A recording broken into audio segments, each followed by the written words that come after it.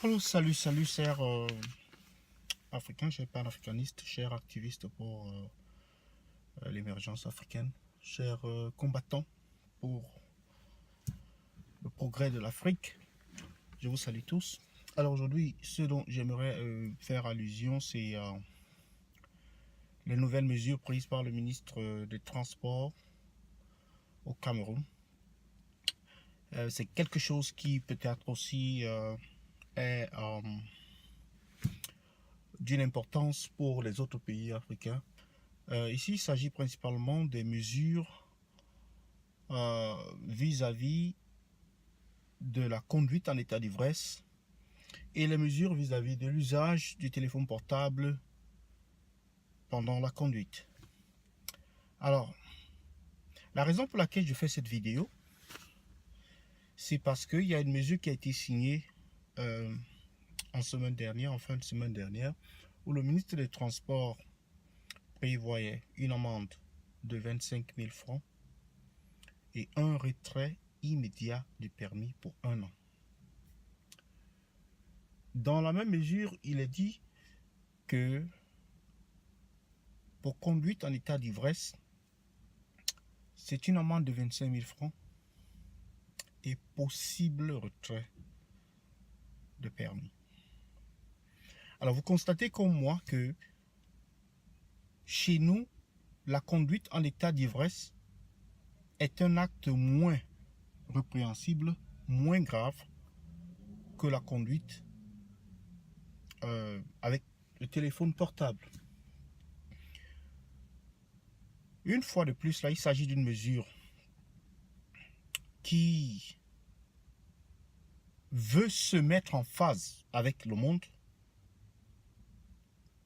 mais dont on procède, c'est-à-dire dont la manière de procéder n'est pas du tout correcte. S'il faut parler des accidents de la route qui sont causés par l'usage du téléphone portable, alors nous aimerions qu'on nous montre les chiffres, c'est-à-dire les statistiques.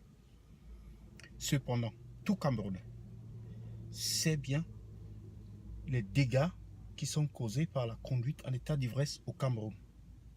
C'est-à-dire,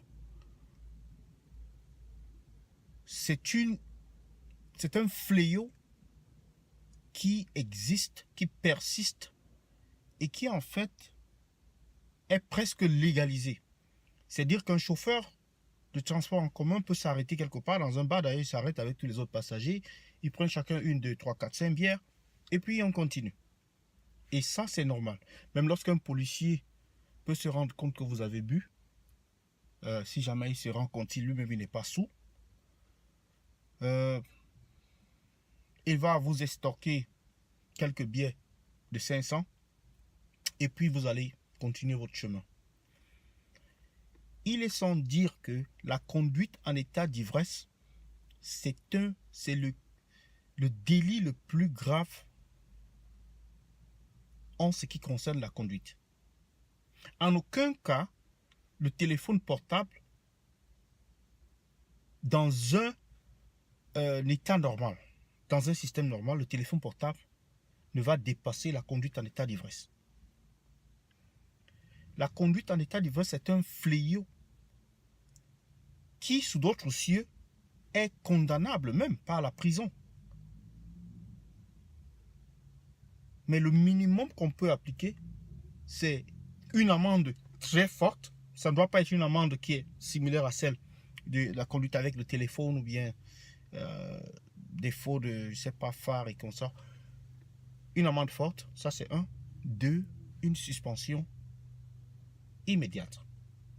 Si le gouvernement est sérieux pour sauver les vies humaines, nous pensons que c'est de cette manière qu'il faut procéder. Parce que la boisson tue, la boisson au volant tue plus que tout. Rien ne peut prouver le contraire. Alors, monsieur le ministre des Transports, il faut revoir vos fichiers, vos statistiques si vous en avez certains. Sur ce, je vais laisser la vidéo à votre appréciation pour que vous puissiez me donner votre point de vue à ce sujet-là. Merci beaucoup. À tout à l'heure.